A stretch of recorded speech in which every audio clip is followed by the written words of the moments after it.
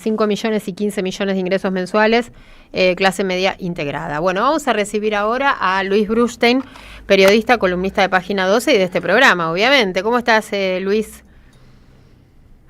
¿Cómo andan? Acá leyendo los numeritos.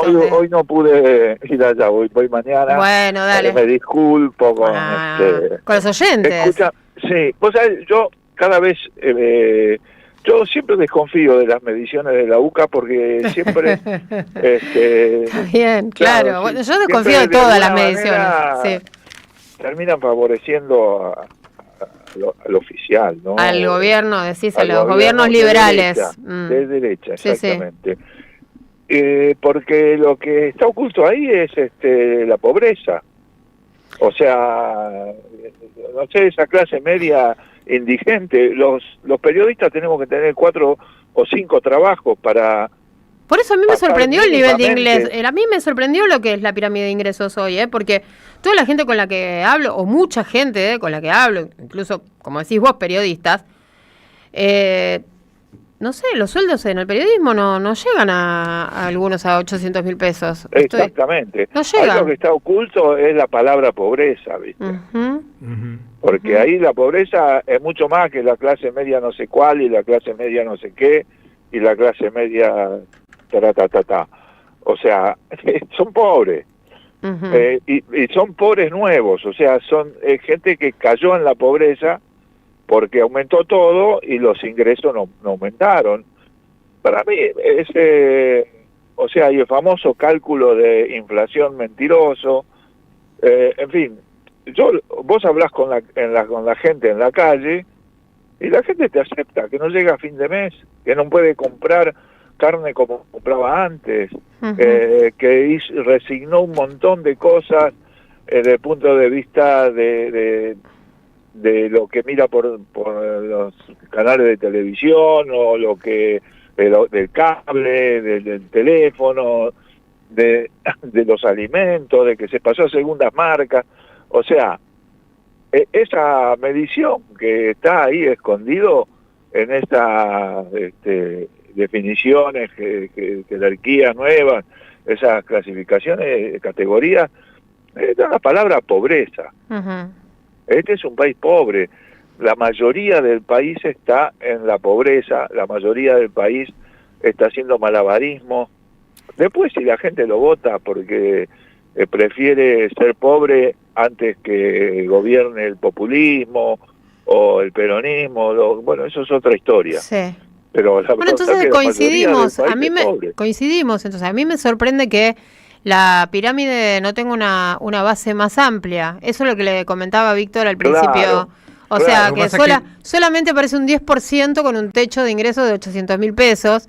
Sí, y bueno, y la segunda categoría y la primera son iguales de pobres, me parece, ¿no? ¿Cuánto es la segunda categoría, Víctor? 20%, es el doble. Claro, y es entre 800.000 y 1,5 millones. Y 2 millones. Y 2 millones, claro. Bueno, ahí ya tenés... Sí, ahí está escondida la palabra pobreza, es mucho más de lo que ellos miden. Además, las mediciones que está haciendo la UCA están siendo muy discutidas, porque la UCA dijo que había bajado la pobreza. Bueno, ahora salió a cuestionar la medición. Se autocuestionaron. El método de medición lo cuestionan. La UCA utiliza el mismo método de medición del INDEC. Y lo que están diciendo es que este método no está dando los números reales. Y ya, bueno, lo hemos dicho muchas veces acá, porque el sistema de ponderación que se utiliza, incluso para marcar la inflación, es erróneo. Es erróneo. Es erróneo, y es pensar a propósito que la gente come vidrio, ¿viste? Porque en ese tema no le podés mentir a la gente, porque la gente lo sufre directamente. Lo primero que la gente toma en cuenta, ¿no? Si llega a fin de mes y le alcanza lo que cobra, si encuentra trabajo, si puede seguir pagando la escuela de los chicos o los tiene que sacar, o el jardín de infantes, si alguna vez tiene que tomar un taxi y no puede, si tiene que dejar de tomar colectivo y andar en bicicleta. O sea, todos esos hábitos que se fueron transformando, es toda gente que entró en la pobreza, que cayó en la pobreza, ¿no? A mí, por eso digo, lo peor que pueden hacer es mentirle a la gente con ese tema. porque ese lo mismo, lo digo eso generalizándolo también, ¿no? Ningún gobierno, ni siquiera un gobierno progresista o popular puede mentir sobre ese tema, porque es lo primero que la gente percibe, puede constatar, claro. Le podés decir que, no sé, que pasa tal cosa o tal otra en Jujuy o en Santa Cruz o no sé cuál, pero no le podés decir porque hay menos pobreza cuando la mayoría del país es pobre en este momento, ¿no? Pero bueno, sí, estaba... Bueno, viste que te esperamos siempre con algún tema caliente, ¿eh? Sí. No, acá arrancamos con todo. Sí, y te voy a... Vos sabés que les quería comentar, porque este mes es el mes de los derechos humanos, ¿no? Sí, claro. El Día de la Resistencia, la Marcha de la Resistencia, Festival de los Derechos Humanos, el aniversario de la condena a los comandantes en los juicios, del primero, ¿no? De la primera condena.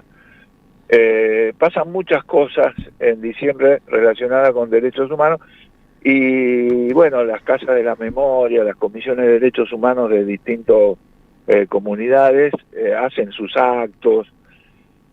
Bueno, yo estuve sábado y domingo yendo de un lado para otro, eso te lo digo por eso. Sí. Estuve en la Casa de la Memoria de Nono Lizazo en Florida, sí, el sábado, y en la comisión en la Plaza Isadora de Liniers, que la Comisión de Derechos Humanos de Liniers Mataderos organizaba ahí también un acto con mucha gente, 300 personas, ponerle, con familias, con chicos, murga, cantantes, y en la casa de Nono Lizazo también, bastante gente, ¿no?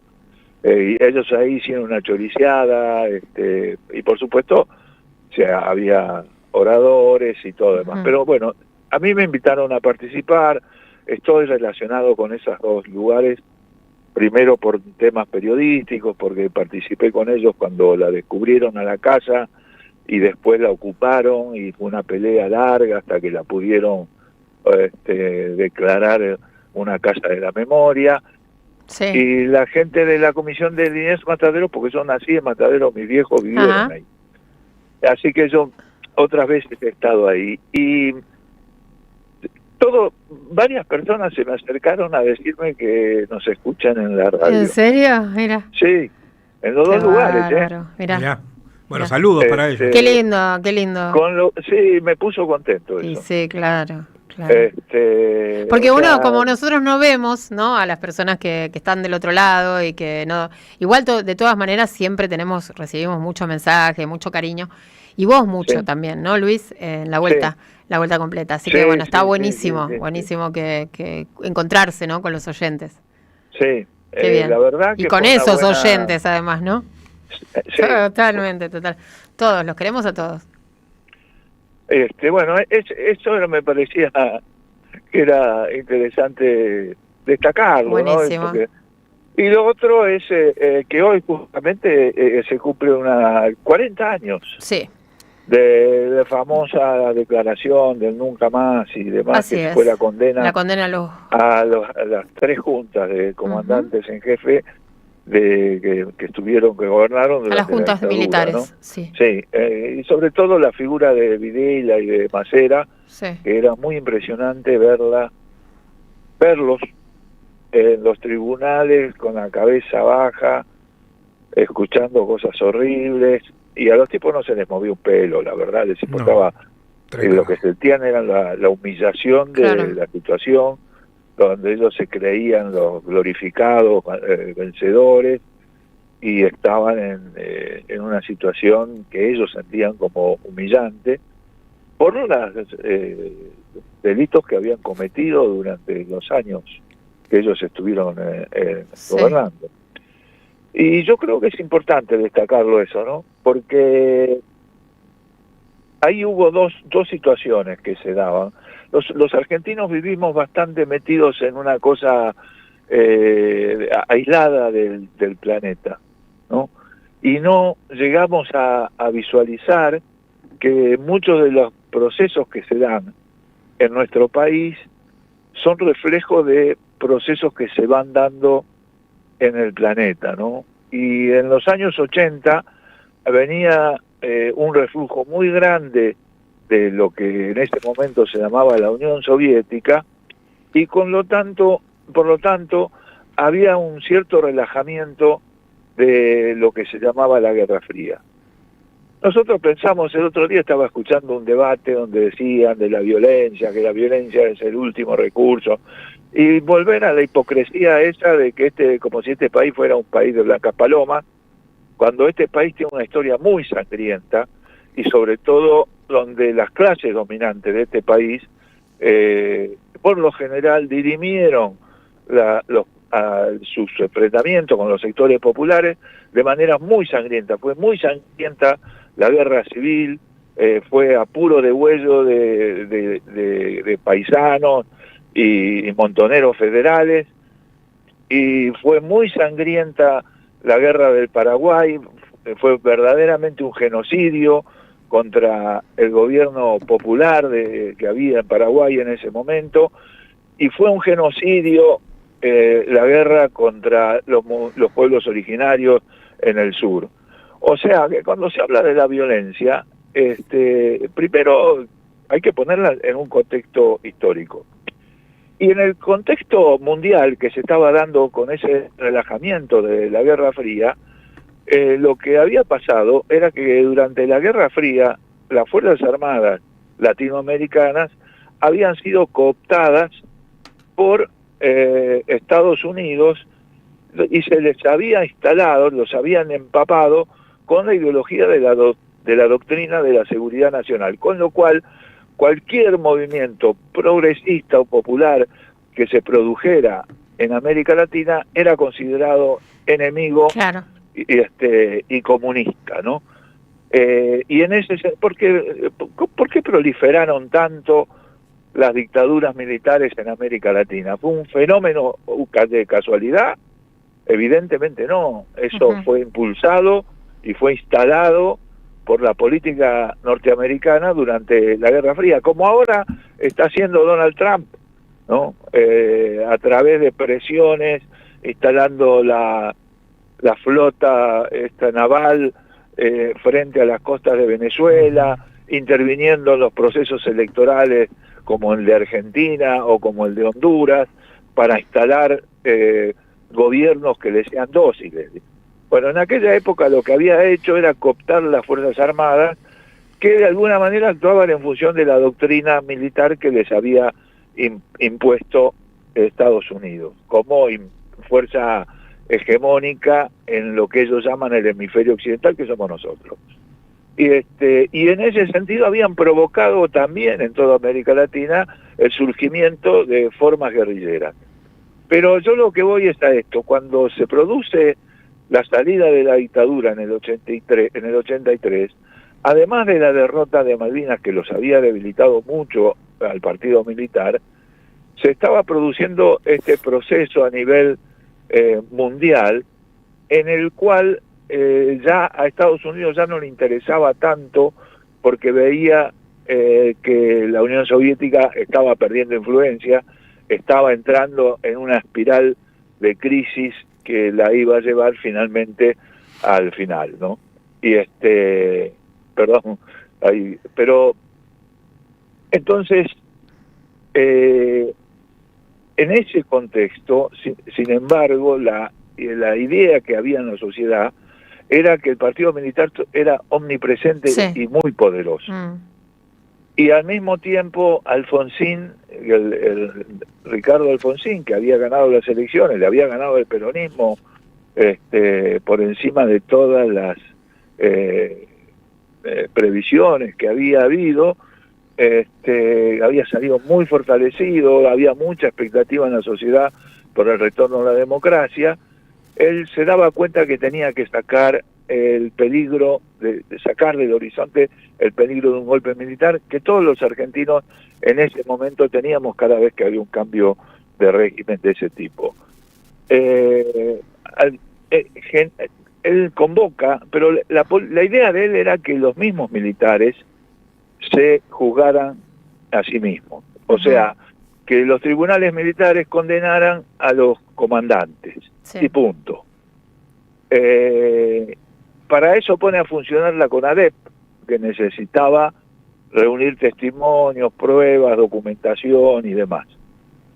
Y la CONADEP se da un fenómeno impresionante porque se hacen colas en el Teatro San Martín, donde funcionaba la comisión, para hacer denuncias y para dar testimonios y para declarar, o sea, lo que se pensaba que iba a ser una gestión de 10, 20, 30, 40 personas, se convirtió en una manifestación de miles que querían dar testimonio ante la CONADEP. Y así la CONADEP se convirtió en un fenómeno que se le fue de las manos al mismo Alfonsín.